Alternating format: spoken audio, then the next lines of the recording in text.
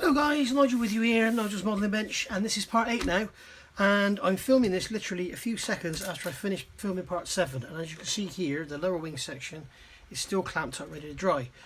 And something just dawned on me. I was just looking in the instructions, and it's saying back here that when we come to put these these stringers in for the ECM plates to go on, they're looking at holes, and I don't have any holes. So I don't really know what's going on here. I know we got the holes to drill in the bottom of the engine nacelles there. So basically, I went back here, and if you remember, we did all this, and I went, right, well, I'm not going to be doing any of that. I'm not going to be doing that, so I missed it, and then realised that there's supposed to be some holes drilled in here. So we've got some holes missing in here, which should be drilled through. So I've shone a light in there, thinking I would pick up on them, which normally you can do. Now I think I can see one in here. If I can find something with a hook on the end, a small pair of tweezers. I think I can see one up in there. Yes, there's one there and there's one there. So I can easily find those just by measuring how deep in they are. But basically what I think I'm going to have to do is we'll get the holes drilled in the engine cells, which are here. So they're telling you to drill these holes here, okay, in the bottoms of these, there and there, and then we'll have these stringers and we'll know the distance that those holes are apart, and once we can find a position of 2, we'll know the line it's going to take and we can drill the holes then. So yeah, if you haven't built yours yet, don't be an idiot like me and miss out those holes, because you kind of go from here, you go from there, you think, well, I'm not doing it wheels up, and I'm not doing blue steel, so I missed that out. And yeah, didn't see that bit there. And also you've got that hole there in the, what's that, the port wing only for version A, so I'm not sure what that's going to be for. Let's just have a look, make a bit of a point of this, because you don't want to make the same mistake as me. It looks like that is for that pin there to go into from that one, so you could just cut that pin off, you don't need to worry about that one. So there we are. But normally you can find them by shining a bright light up inside, put an LED up in there or something, and you'll see it shining light through. So that'll probably be what we'll do. Okay, so I'll show you this little trick that I've used in the past, and as I said, I've forgotten to draw these holes. So what I need to do is get a bright light in there. So you see, if I put a bright light in here, you can see the light beam in behind there moving around. You can see this on the camera. And then as I bring it across, it's actually not showing up as well on the camera as it does in real life. As I bring it across, in fact, if I turn the light off, it'll be better. Here we go. As I bring it across, you can see the light there. Okay, you can see where that hole is. The same on this side, I can bring it across, so you can see where that hole is because the light's behind it. So that's what we're going to do, is using the light, go in, and then I'm going to just use a sharp point and just mark where it is. Okay, and then do the same here. I'll do the same on this one first before I turn it around. So you can see it's there. Let's just make a mark. Now I think these holes are supposed to be drilled sort of 90 degrees to the wing rather than perpendicular to the surface. But we'll have a look. I'm just going to mark them for now. I'm not going to drill them until I'm actually ready to put the parts on, because you never know, they could be wrong. It wouldn't be unheard of. I've just uploaded part 5 today, and there's a lot of discussion on there about Phil Flory's build and everything, and I can't find it. I'm a member on Phil Flory's site, and I can't find it, so I don't know what I'm missing. But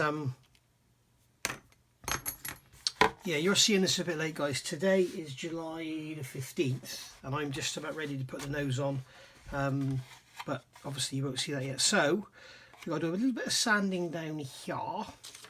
So I'm going to come in with a knackered out, this is a really worn out Flory skinny stick. Just sand away that little bit of oozed out glue there, and then we'll get Mr. Surfacer in there. I'm going to get some, I'm probably going to put some plastic shim in here. Here's a piece of 10 thou just sat here. So what we could do is just slide a piece of plastic in there, because if you try and fill that join, the filler will just keep sinking down. I know a lot of people like to use the water-based fillers. I personally can't stand them. So all we do is put that piece of plastic card in there. In fact, I'll use a little bit of the quick setting. Little drop of quick setting, just run it down there.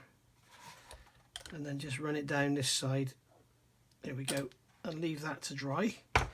And I'm going to grab another bit, if I can find another bit lying around. I'm going to get my pot out with all the little bits of offcuts and plastic card in it. So that's 5 thou. Okay, you don't need to see this. What I'm going to do, oh, there's a bit 10 thou there. Put a piece in there. So I'm going to have to cut a piece off. Instructions out of the way, come on. So I'm going to have to cut a piece off. I'm just going to mark it there, like so. A piece out, pop that into there.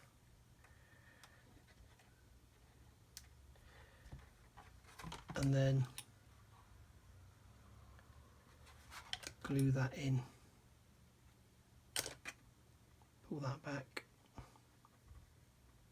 there we are. And as I say, all that's doing is helping that gap to get filled, because you can see now there it's not even going in 10 thou, so I can see if the 5 thou will fit. Yeah, see, this side's not so bad, that will be okay. The Mr. Surfacer will sink once and then the second application will be okay. But we really want a panel liner anyway, I think. But that one was a bit too big. So all around here we've got a bit of a mismatch, we've got a bit of a step up, so we'll have to sand. And what I'll do here again, I will pre-scribe. So I will come along with a scriber and just scribe these lines a little touch deeper before I sand, rather than lose them and then have to put them back in. It's much easier to deepen them now. Okay, just like that. So I'm not going all the way back because I'm only going to be sanding the leading edge. So it's much better to just to establish them a little deeper now, just like so.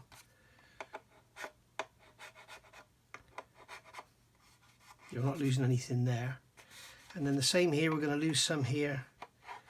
So we'll come down. Makes it much easier if you put it down on the bench actually, rather than hold it.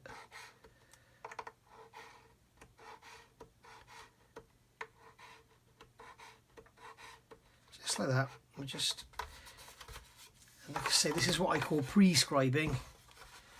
I won't be able to do that because the card's in the way, but I can do it here. So just run off of there. In fact, we don't have much of a step here at all, so we don't really need to do much here. And also this just aligns the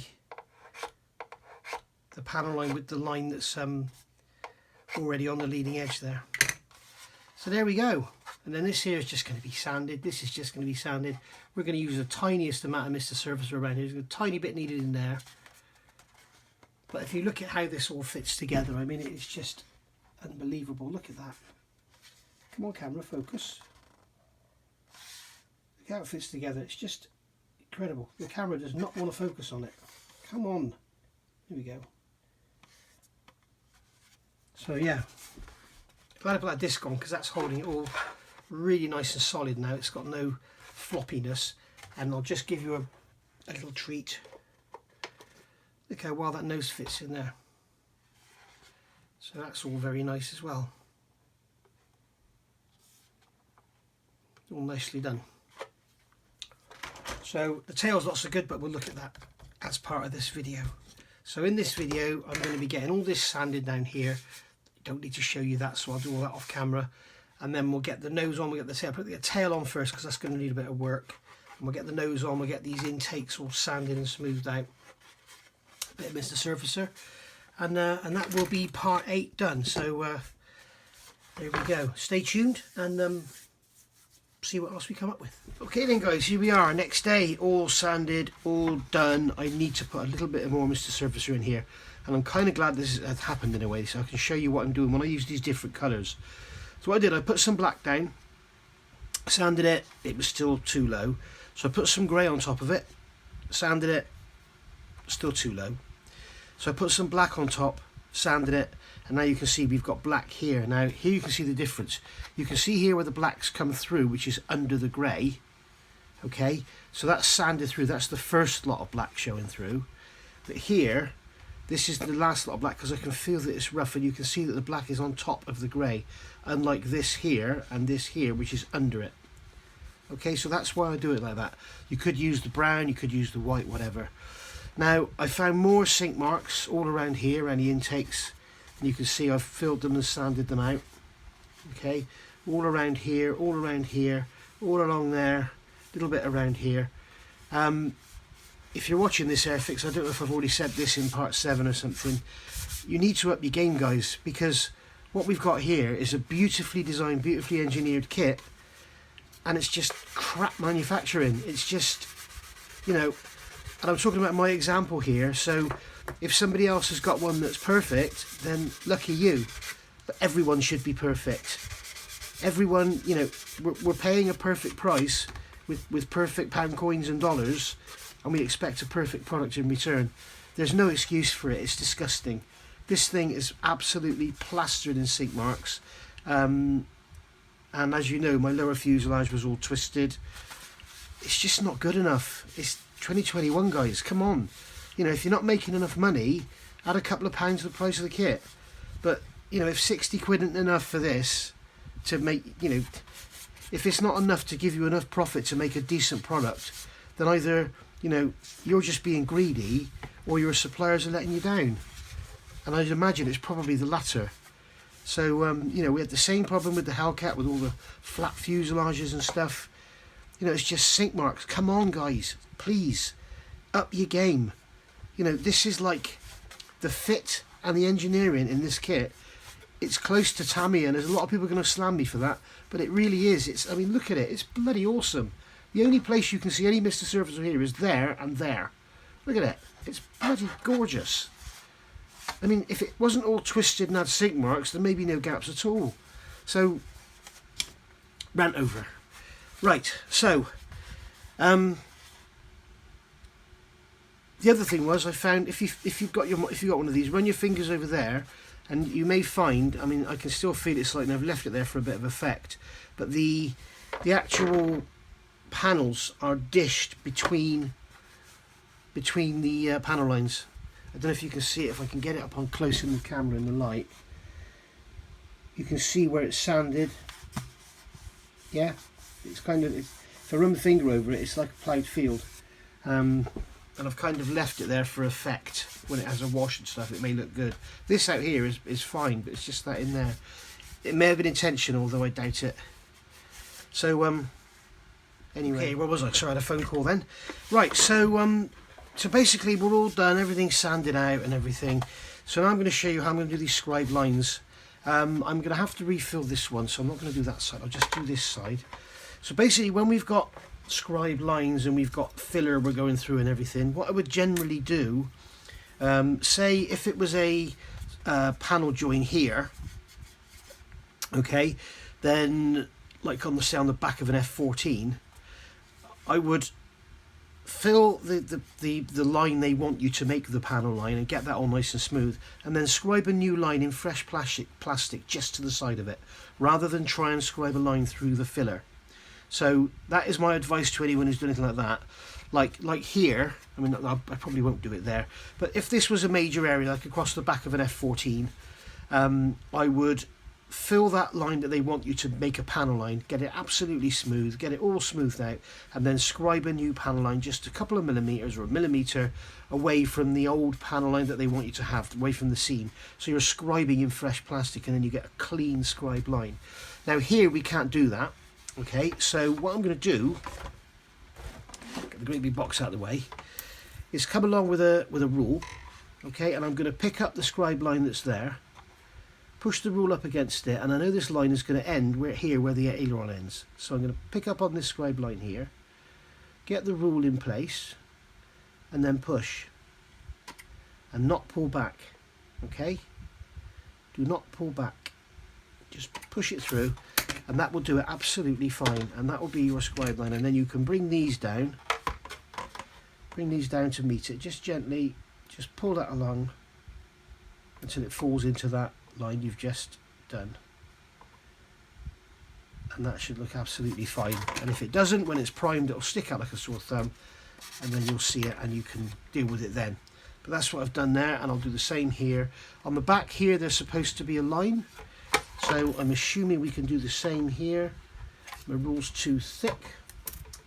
Is this other rule slimmer? No, so we have to do this way around.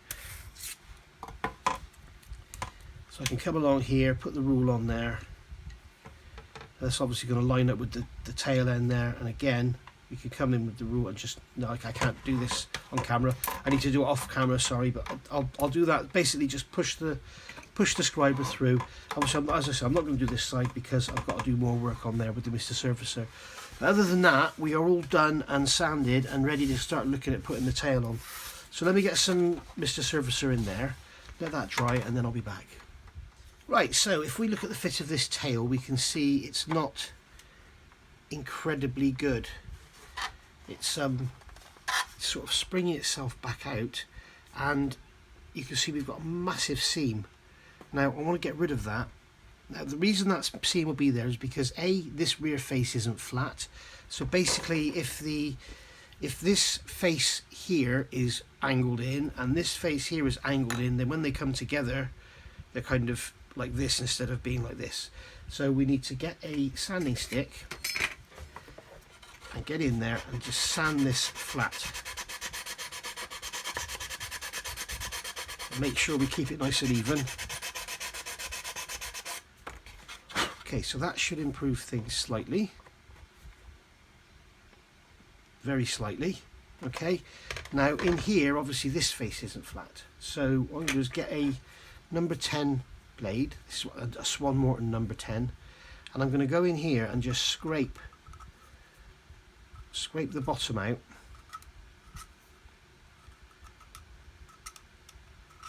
just to square up the bottom of that face.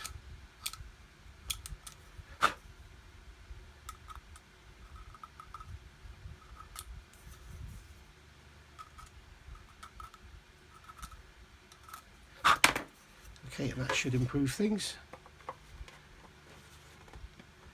Not really. So we have obviously got an issue now. It looks like this side is slightly longer than that side. So I'm just going to sand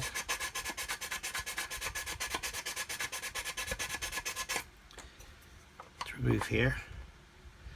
The problem with my kit, I don't know if you're going to get the same. This side is longer than that side. I did have a step here, which I got rid of, and it's obviously moved the step down here. So that's another quality issue. And I'll bet it's not in the mould tool, I bet it's in bloody shrinkage where they've taken it out too quick.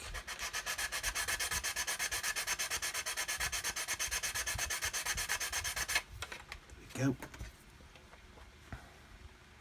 It's getting better. I'm also going to keep an eye on it to make sure it's, you don't want to get it in off centre, although the sides are holding it very well. So there we go. Again, here you see, now if this is a panel line, which I don't think it is, but if it was, I would fill that and then scribe a new panel line just behind or just in front of that line. It'd make life a lot easier. You can see the gap in the bottom is awful. Okay, so what I'm going to do now is take some plastic off of here, just to see if this is actually holding it out.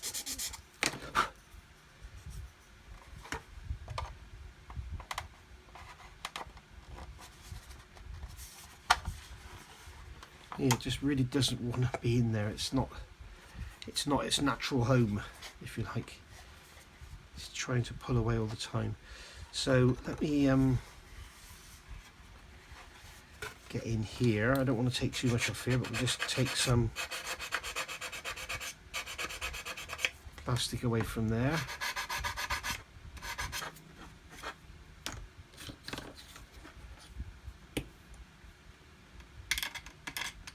There is some flash on there actually, looking at it.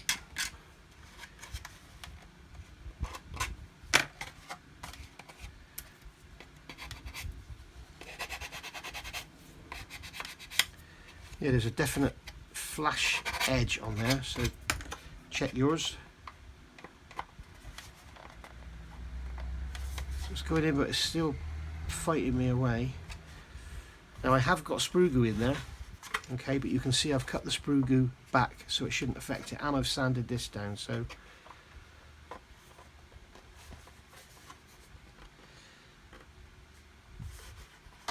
I think we're just going to have to glue it and hope for the best to just force it in.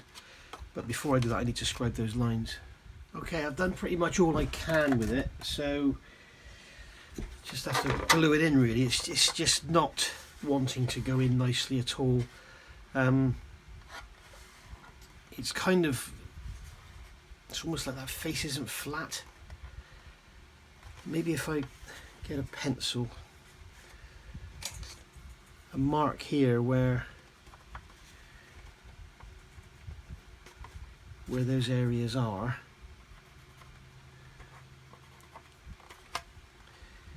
And then if we come along with a knife and we cut out, just cut out some of the plastic from here, this might help.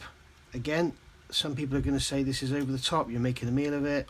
I'm showing people different ways of making parts fit. And the problem we've got here is it's kind of going in and it's rocking. It's almost like there's a lump in the fuselage, but there isn't because I've sanded it flat. It's really strange. So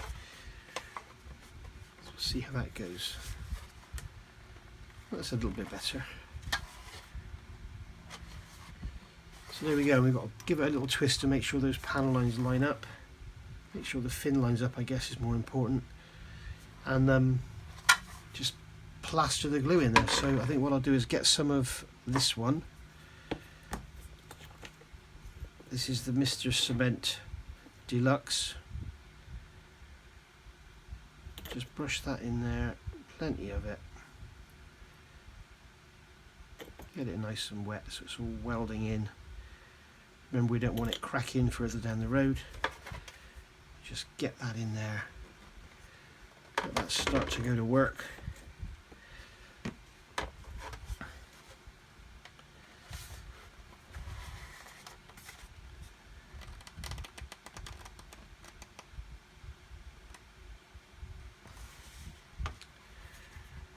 There we go. Right. So we'll get in there with some of the Mr. Cement SP. The quick setting one.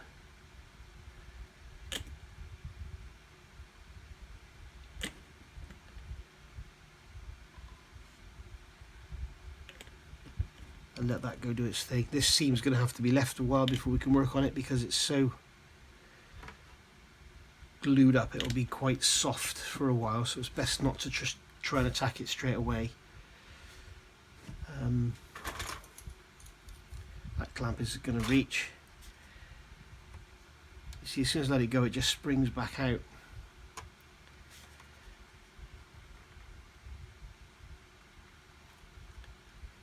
It should start to, you can see the plastic's oozing out, so it's all getting welded in now. I'm kind of tempted to let it stay like that and put some plastic card in there, to be honest, because trying to hold it in is just going to be a fool's game. So I shall get some plastic card from here. That's 5 thou. That's about the right size. I think that's 20 thou. That's huge. So what I'll do is cut a radius into this, which is probably way too big. Yes. So we'll just carve some more out of here.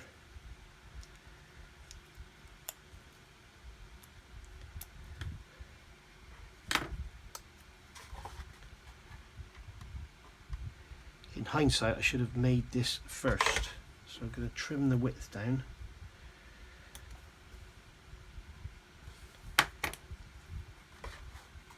like I said, it doesn't need to be perfect, it just needs to fit in the gap. Okay, so that's gone in there, so we can just push that in. There we go. And that'll give us a nice strong join. And it'll also be a lot less filling because the gap is now full of plastic rather than going to be full of filler.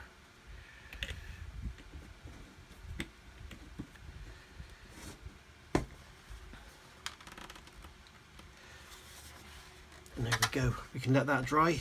See, the top's absolutely fine. There is a bit of a gap down that one side. I'm wondering... Yeah, same again. 10th thou this time. Cut a radius into here. Just like so.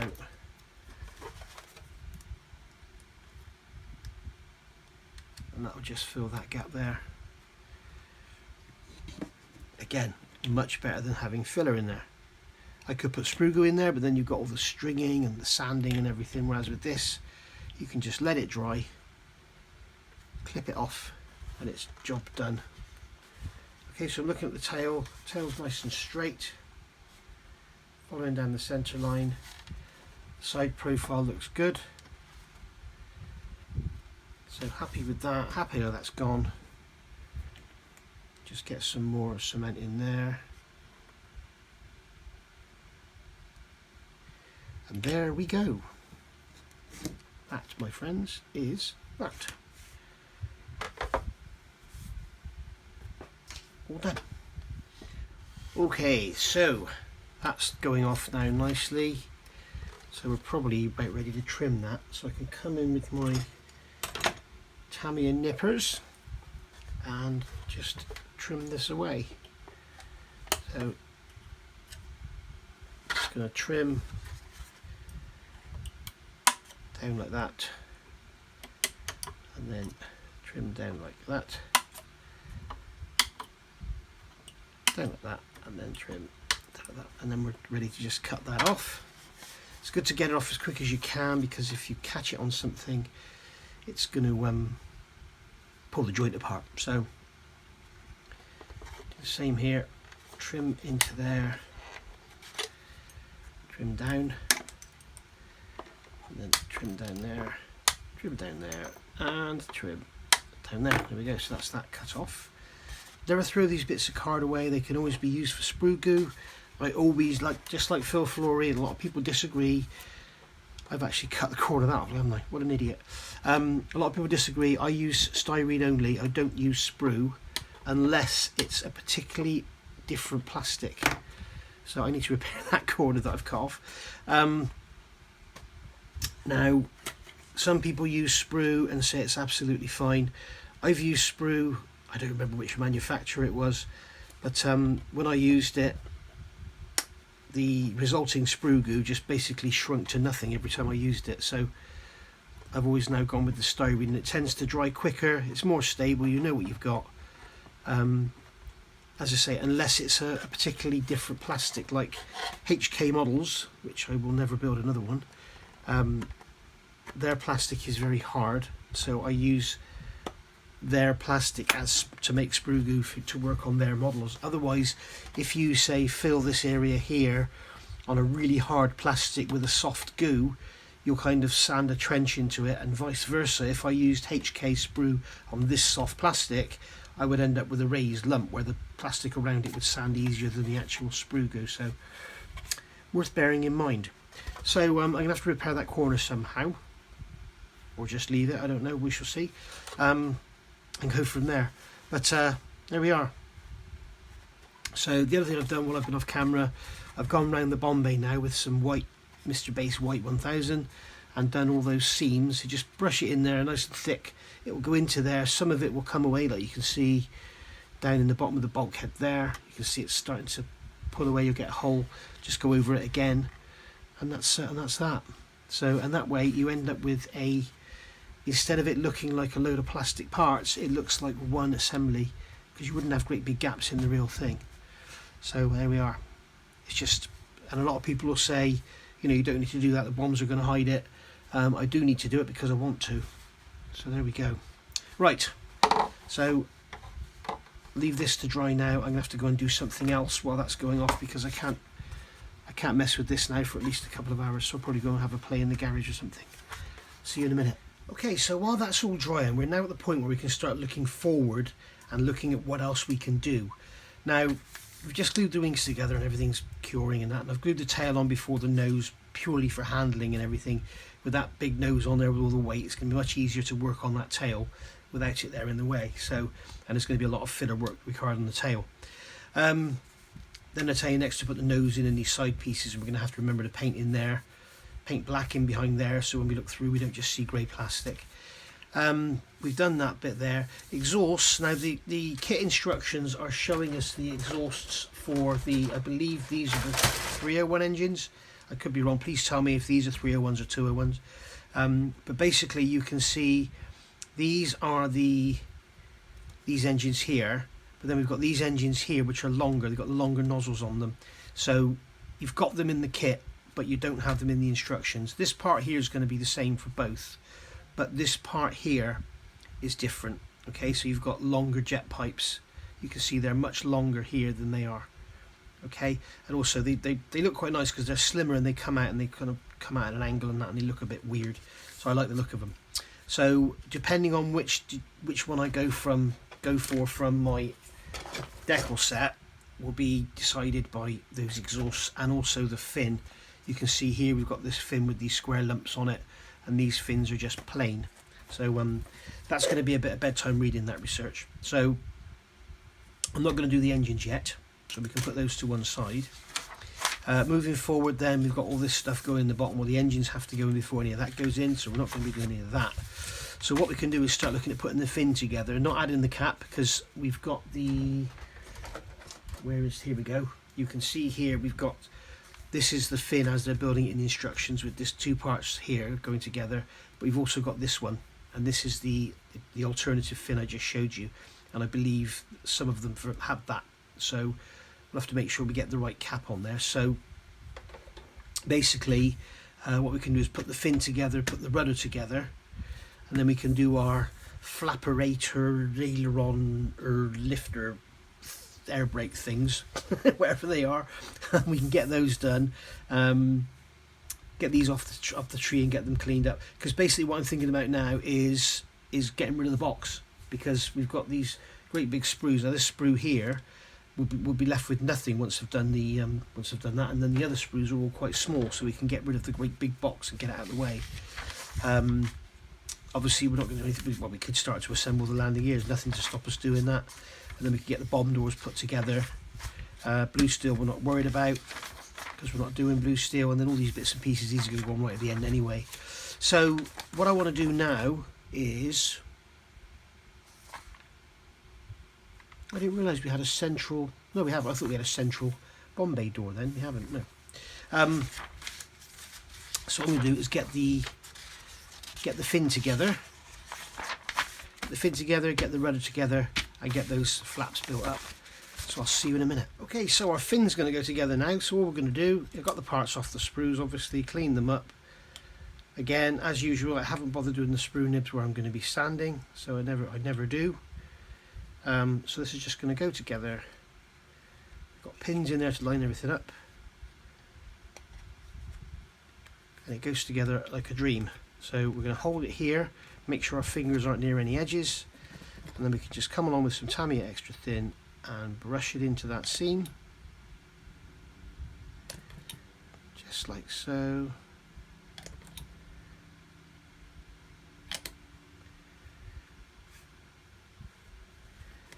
And then along the top of there,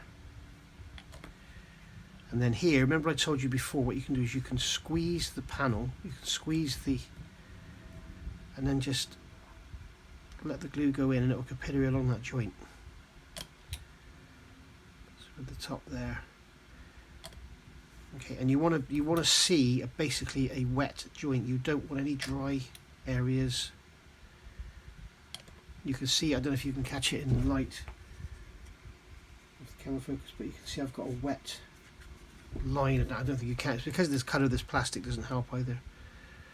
Basically I'm putting the glue in, then when I let it go, when I squeeze it, when I let it go, it oozes out, and that's what you want. Don't touch it, leave it. That will be your filler when you come to sand it.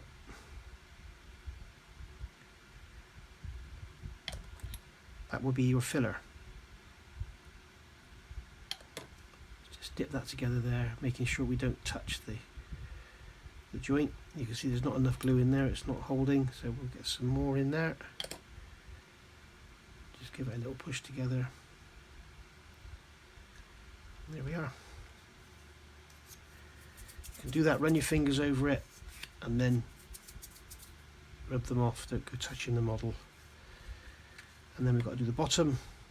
Just come along, put some glue in the bottom.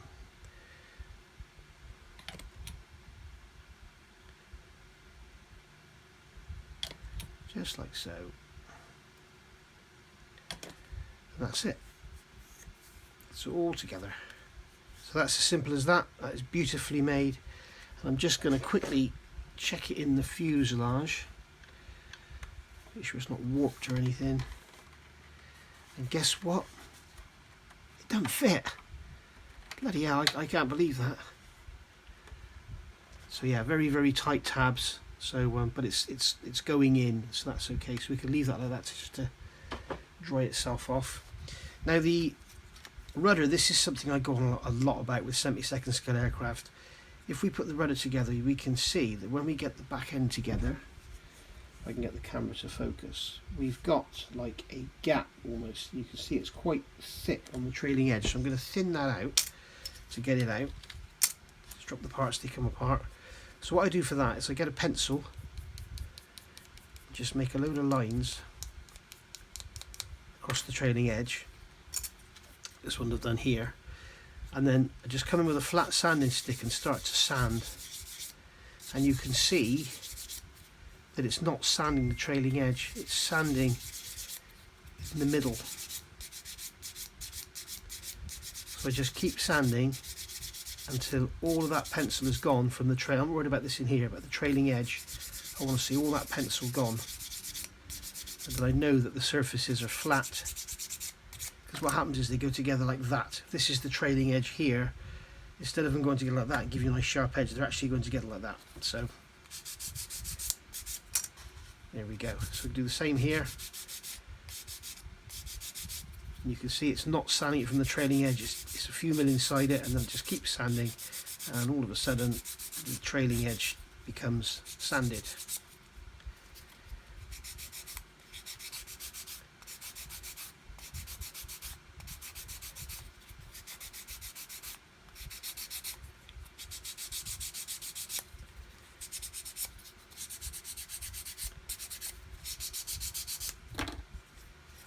There we go.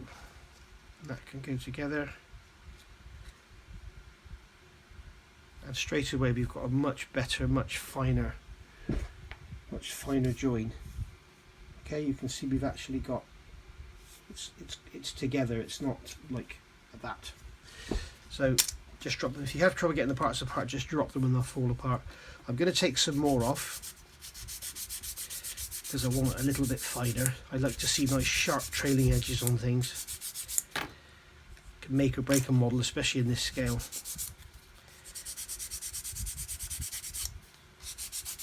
If you look at a lot of your older kits, like your old monograms and Revels and stuff, they'll have trailing edges that are probably like a scale foot thick. So that's obviously not correct.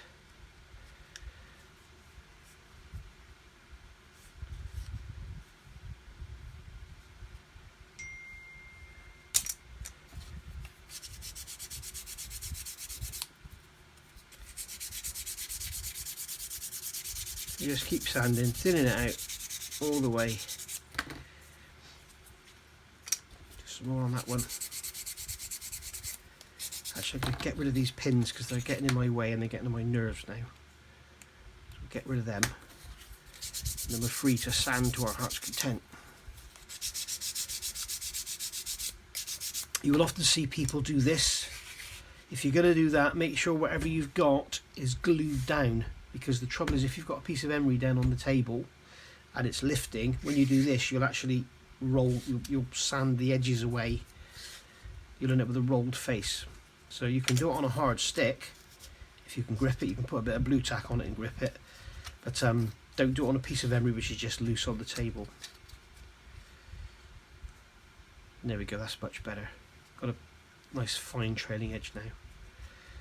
So all we need to do now is come along with our extra thin. Get some glue in there. Let it all capillary around and do its thing. Okay, get it aligned again because it's gone out of line. Make sure it's straight and flat. Checking it, looking at it end on.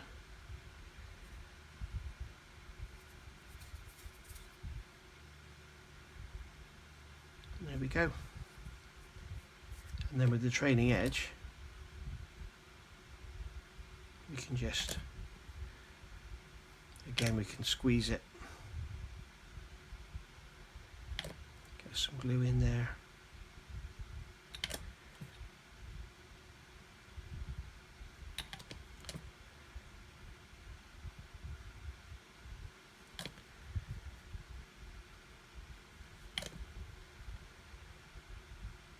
Just like so. Some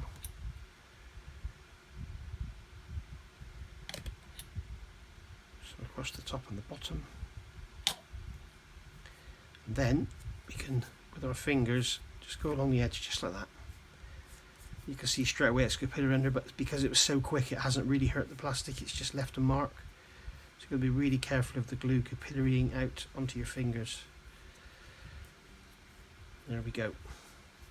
And what you can do is come along with these type of clamps, like they're called bulldog clamps, aren't they? You come along with those and put those on the very edge, but be very careful. If you've got lots of glue in there, they'll leave marks. It's just like sink marks, which for this model will be quite fitting. It'll fit in with everything else, won't it? But it will leave marks if you've got lots of glue in there. So you just leave that like that to go off now, and that's your rudder taken care of. If you want to thin out the trailing edge even more, you can sand it from the outside. So that's the rudder and the fin done. So now I'm going to get these parts here off the sprue and see what we got. So we've got all those parts off now, and as you can see I've numbered them on the backs, so we make sure we get the right ones. They're probably foolproof, but you can never rely on the manufacturer to make things foolproof. Some do, some don't. Tamiya pretty much always do. Revell normally do. Kitty Hawk, be very careful indeed. You might not even have the right parts in the instructions. But they're great fun to build. So, and they're also beautifully detailed. So, right, 25. So there's 25 and 30 we want. So 25 and 30. So that's going to go in there like that. And that fits absolutely beautifully. So again, we've got this panel line here, so what we'll do is we'll put Mr. Surfacer in there and then remove the cotton swab. So we're going to try not to get any glue oozing out, so therefore I will put the parts together first rather than glue them first. If you glue them first, when you put them together the glue will ooze out, so be extra careful. So put some down there, and then I'm just going to quickly run a line down there. Again from the other end, oops, that's it, not touch it. So we've got the ends here trying to come apart, so we put our pegs on, but make sure you put your peg right on the edge. Don't put it in there, because what you'll do is squeeze it together. Put it right on the edge, okay, and that will hold that together like that. So that's that one done. Then we've got 32 and 27, so that must be 32 because it's the only one I can't see. Got the ejector pin marks in here, make sure there's no flash on them that's going to hold anything apart. That's just going to slop in there. There we go.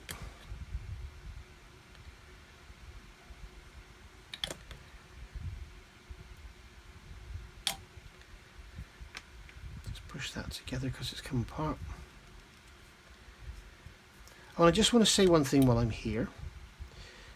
There's been a few comments starting about the fact that Phil Flory's building one. Now, if you're not familiar, if you haven't seen his review, Airfix gave Phil Flory a kit to review, and he's going to do a free to air build of it. Now, he's not as far forward as I am, but apparently he's given everyone a sneak preview in one of his live shows. I am a member, but I never watch the live shows. And already there's people commenting about, about his build and this, that and the other. And let me just say this now. If it turns out that he doesn't have any of the problems that I've had, and he doesn't have any of the sink marks or any of the issues, that doesn't make him or me a better modeler. It's just typical of Airfix quality control. Now, he was given his kit by Airfix, so one would assume they didn't just pick one off the pile, they would have given him a good one. So he will probably have a far easier build with his than I have. And as I say, I do not want to see comments about me being the better modeler because I've shown you this or shown you that. If he hasn't had the problems, he can't show you. I also don't want the comments of he's a better modeler because he can build a model quicker than I can. So I'd rather it just wasn't mentioned at all.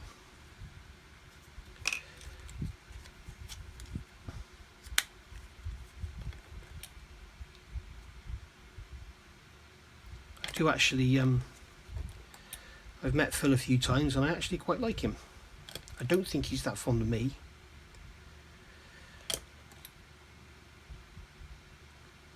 But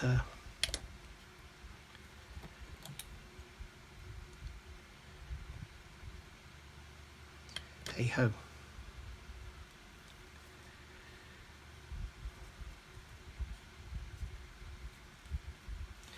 There we go. So that's those together. Absolute cinch. I was going to say piece of piss, but you're not supposed to swear at you. So there we go. So that's them together.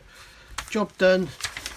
So we can move on now. We've reduced that great big sprue to that.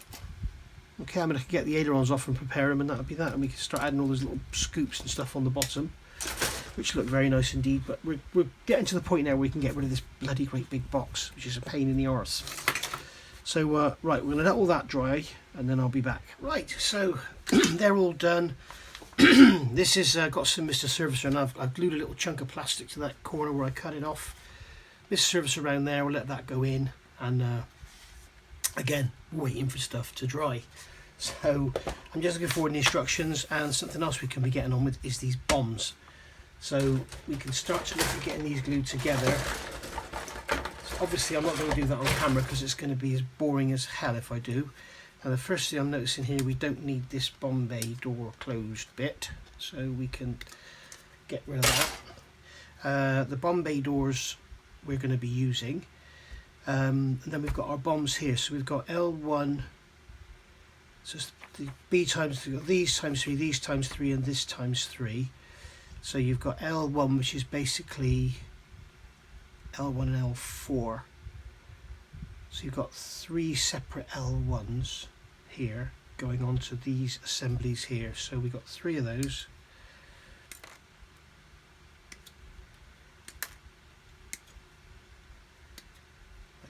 That's not one of those, that's the wrong one.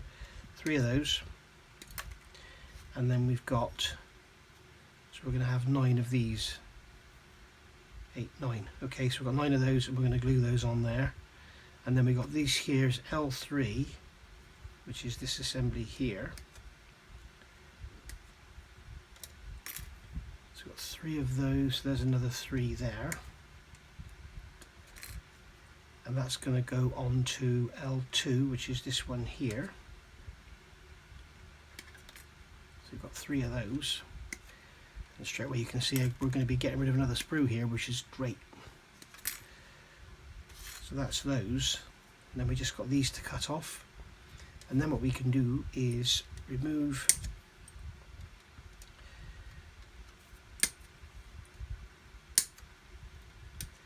just cut those off there. That off there, cut that off there, and then we can remove all this excess sprue,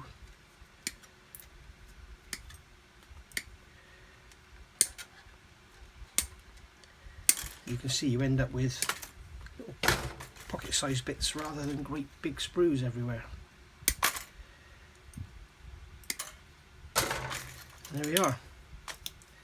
Cut those 9 off of there and we'll get these glued together. Right, so I've started on the bombs, and what I've done, I've only glued the middle one in and got it pegged, because that way we can get in and scrape the seams and make them look pretty. I need to do some research. I'm not sure if these have a rough cast texture on them or not, or if they're smooth. They're probably smooth. And then with these I've done the same. I've just glued the middle 2, left the outside ones separate, and then we can glue them afterwards. So yeah, all looking nice. I've duffed that sprue nib on there, which is a shame. I'm going to remove that now before I forget it. I need to change this blade, it's getting blunt. No, I didn't do that one either. Duh. Anyway, we've got a seam to clean up there anyway. So there we go, and it's going to be a lot of masking, because this actual carrier, the frame part, is going to have to be white and the bombs are going to be green. And we've got the same here, this carrier part's going to be white and the bombs will be green. So we'll paint everything green and then we'll mask the bombs and paint the white. It's easier than trying to mask that white and paint the green. So, excuse me, that's that. Now when we look at the bomb doors, we need to be a little bit careful here. Something else to note, something that's cropped up now. Look at the ejector pin marks in there. They're huge and there's lots of them. So yeah, great. So, excuse me. Right, so we need to make sure we get these put together right. Now if you look, these are not the same. Now what Airfix have done is very poor. They've engineered it so that you can actually put either one in either side. Okay, they could have quite easily put one of those legs out so you couldn't build it wrong. So be a bit careful there. So what we need to do is look at it. Now we look at this one here, okay, and we've got, that's L8 because you've got this step in the top corner there, so we know that one's L8.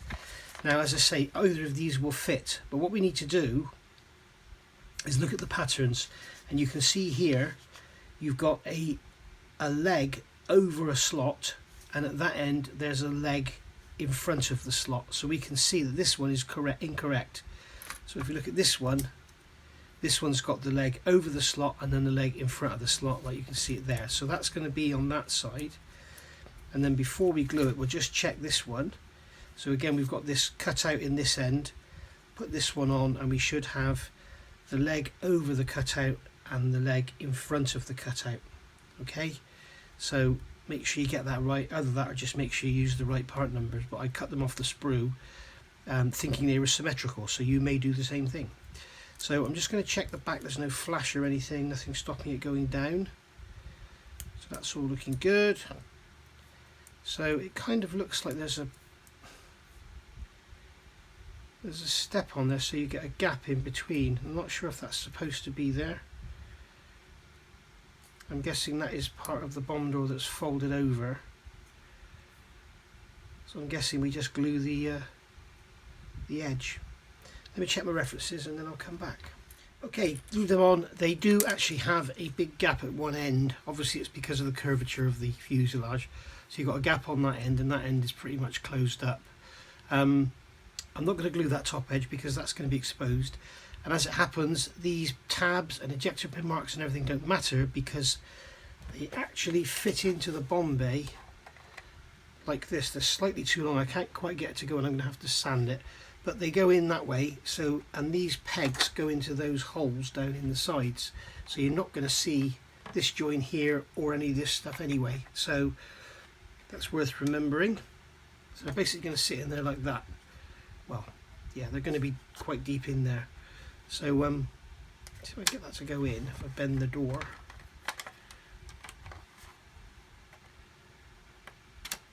Yeah, it doesn't want to know. There we go. It's gone in now.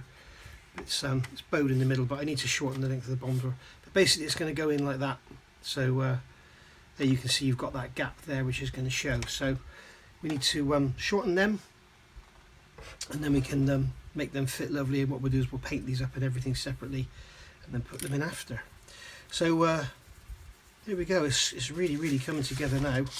So we're sort of getting to the stage where it's going to be greeblies. We'll start working on the undercarriage soon, and get all that together, and then we're going to be into paint. So stay tuned. Okay, so moving on forward, You can see here we've got these racks. These are the lower racks with the 4 bombs on, and then you've got the upper rack with the 3 bombs that's going to sit on top. So it's going to be like that sort of thing.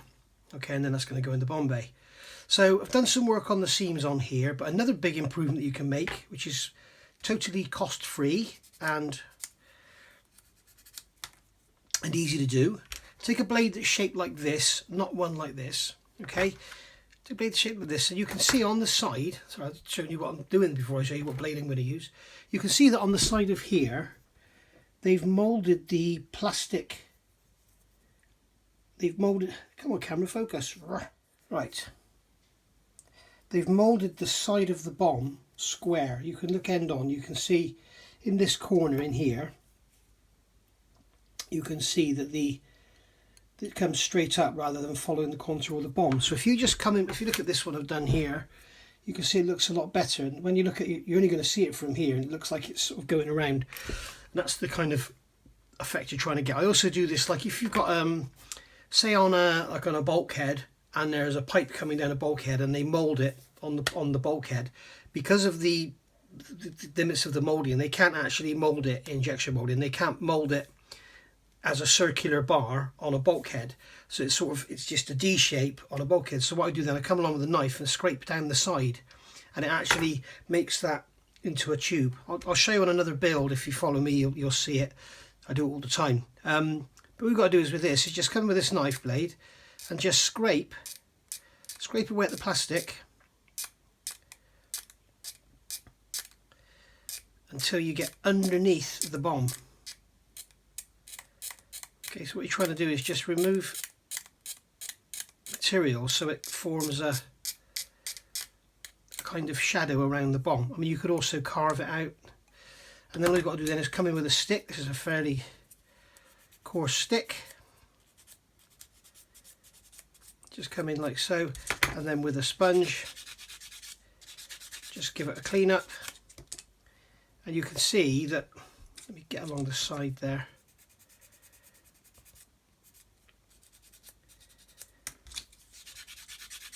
you can see now that if you look at this side, you can see it's like a square lump, and on this side it looks like a bomb hanging off a rack rather than that square lump. Okay, so that's just a little improvement tip for you there.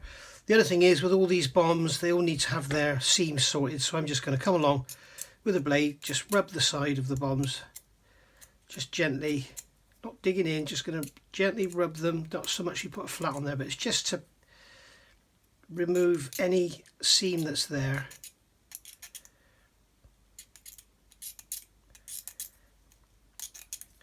Okay, and then we can come along with a sanding stick, as I say, and go round them just like so, and then with a sponge just take out any marks you put on the sanding stick. You can get the sponge into the fronts like that, and then turn it over, go in the other way, go in the other way like that. There we are, and that's that done. Right, so I'll get this other one done. I've done all these, done the sides of them, and then we can start looking at perhaps painting them. Another little tip I can give you, just to make sure these bombs look good, get your extra thin, okay, take the brush out and wipe it off quite a lot on the side so you haven't got much on there, and then just brush along everywhere you've sanded. Okay, and that'll just clean up any sanding marks or anything that's left. Obviously when we've painted them, if we see any seams we can deal with it then. What we can do here is just paint over with the glue, and it will soften any sanding marks or any seams that are still there. Okay, obviously careful not to touch it, but there we go. Do the same on this one. Obviously in there where we've done all that scraping, we can get some glue in there. And again, this is really good on like undercarriage legs and stuff where you've got round parts that you've been sanding, and it just helps to sort of finish it off really and soften any edges that are there.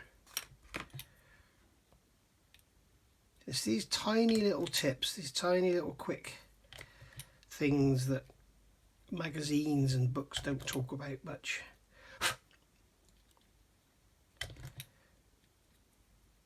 But it's the sort of stuff I like to tell you guys all about, because it's going to take your model that next step further, you know. There we go. So I consider them now ready for a coat of primer, and then we can see what they look like, because obviously we don't want any great big steps or anything in them, and then we'll get them painted. I also need to see if they're going to be smooth or rough, so I think they're going to be smooth. Right, so let's have a look at this tail. So we've got those there sat ready to go. Getting quite a build up of parts here now. So this tail I've put some Mr. Surfacer on. I can't remember if I told you that or not. But so now we're going to just get on here with a sanding stick. It's a fairly coarse sanding stick, so I'm not going to go pushing too hard. I'm going to even use the coarser side. I just want to take off the top.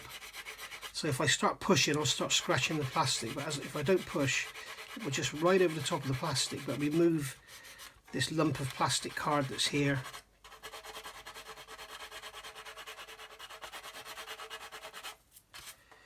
As we can see there.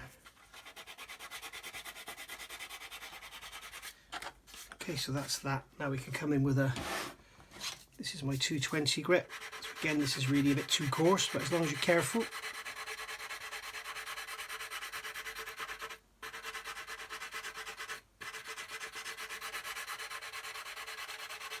Just keep sanding until the Mr. Surfacer disappears.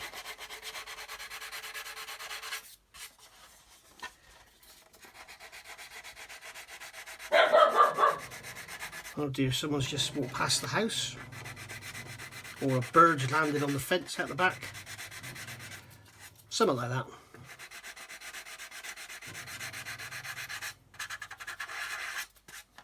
Okay, so now I can come along with a 400 grit stick.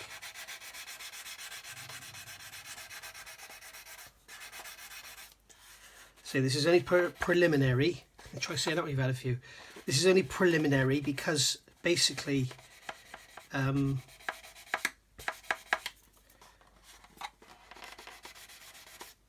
this is going to sink, so come back tomorrow morning, there'll be a line there, even if there isn't one now, because it's such a big joint. That's nice and smooth, still feel a slight step in it. We just want to sand it so there's no step, and there we go. That's that done. Move around to the top. I've got that piece of plastic there. I'm going to leave that to go properly hard before I do anything else. And you can see here, I already did the Mr. Surfacer along here and it's sunk. So, you know, it's worth remembering. And also even just a glue joint will sink. So that's why it's always good with main fuselage lines and stuff like that, and wing seams if you've got them. It's best to sort of lay off a few days if you can. Let things settle down, let them sink, let them fully cure before you start coming in with your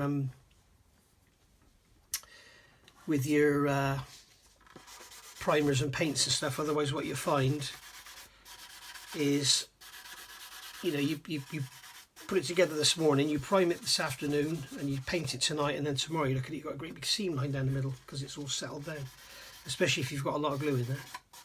And we can see here there's little bits of Mr. Surfacer remaining in the area. Don't forget that little tiny nubbin on there, try not to sand that off.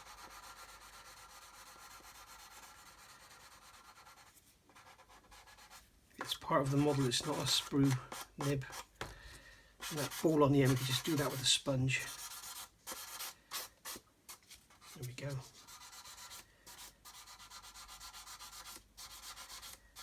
Just blend all that out there. Blend that in there, over the top of that dome, there we go. So I'm going to let that dry and then sand that out. So see you in a minute. Okay, so here we are. Bomb's all done now, gone round, done all the seams, done all the cleanup and everything. Got to check my references now and see basically if they're rough or smooth. As we can see, we stack the bombs up like this. They go in like that, and then when they go in the bomb bay, they sit sort of in between like this. Okay, something like that. So as you can see, somebody commented there was no point in doing that Mr. Surfacer. Well, I think there was, because you can see a lot of it, because when you look at the next rack of bombs behind, it's not actually that close, so there is quite a gap between them. So I think it's worth detailing that Bombay. I'm not going to add wires and stuff. I'm just going to, you know, we're doing all the Mr. Surfacer to get rid of the gaps. Then we're going to paint it white. We're going to give it a wash, give it a bit of a dirty up, maybe a bit of chipping or whatever. And there we go. And the bomb's the same. We're going to paint all those and perhaps do a couple of different tones to them, you know, because they might, you know, be sat out in the sun and be faded or whatever. One might have oil on it and the other one might not, I don't know. But they're never all exactly the same, are they? So we'll get all them painted, we'll get the racks painted white, and then we'll get all this done. I have done this wingtip again, as you see. The Mr. Surfacer is all in there now. So I went back to the grey. I've done the panel lines, that's all done. I went off a bit on that one and put a scratch in it. We'll see if it shows up under the primer. Here on the bottom it feels quite nice. No, it doesn't. It feels like there is a step there. And on the top here there's definitely a step there. It's like this is bigger than this. So what I'm going to do is put some Mr. Surfacer forward of the joint, and then we'll blend everything in, let that dry, and maybe look at that again tomorrow. But basically, yeah, coming together really nicely now. Now, I did say that in part 8 we get the nose on, but I think I want to do work around the engines and everything. I want to sort of leave the nose as late as I can because it's quite weighty. So I think we'll get the exhaust done, at least up to here, and then perhaps look at putting the nose on. In the meantime, we can get the undercarriage assembled and everything, so that'll be all nice and hard and set when we need it. And we get all these greeblies and bits and pieces on here as well. So I'm going to call that a day for part 8. So in part 8 we've done that, we've done the bombs, we've done our fin, we've done our bomb doors, we've got the fin here, we've done all our flaps and everything, or whatever they are, elevons, or I don't know. We've got our rudder there. So what we are going to do on the rudder is come along with a 400 grit sanding stick and just sand that trailing edge just to give it that extra little bit of thinness. Just like that, nothing much, just to sort of help it along its way, get it a little bit thinner. It doesn't need to be so thin that as soon as you touch it it's going to damage it, because that's another thing. If you knock it on something in its sort of scale thickness, it'll just mark. So there we go. We've got to shorten our Bombay doors, haven't we, before we paint them. I must remember to do that. And then they're going to go in, and then the fun part is going to be putting the nose in and fitting this piece here down in the side there. That's going to be see how that all goes, and also doing the engine exhaust. That's also a fun part of any jet model. So I'll see you all for part 9. This has been part 8. I'm not sure if this has been a short one or what, but we are nearly done now. We've got the undercarriage sprue here, which there's lots and lots of it. Oh, and also I just want to mention something now. Right, in the beginning of any modelling manual, it always says, and it doesn't say it here. Yes, it does. It will say study drawings and practice assembly before cementing parts together, blah blah blah blah blah. So yeah, I don't need to do that. I've been modelling for 52 years. I don't need to do that. So, you know, I'm not going to miss anything out at all, am I? I'm not going to miss drilling those holes. I'm not going to notice that spending all that time getting the nose gear baying correctly won't matter at all, because the nose gear fits onto that lug there. So the nose gear door roof could be like this. It doesn't matter. So the nose gear bay doesn't take any. It takes the weight of the little supports coming back, but really there's nothing in there taking any weight at all. So stupid me. So I made a load of fuss over nothing for that one. But you know, hey, I think it was because the wing section was twisted. That's why we had that problem. But anyway, it's done now. So maybe I should learn in future, take the instructions to bed or something, and have a good look through before I start waffling on to you guys about what I'm doing and what's wrong. See you all soon. Thanks for watching. Bye for now.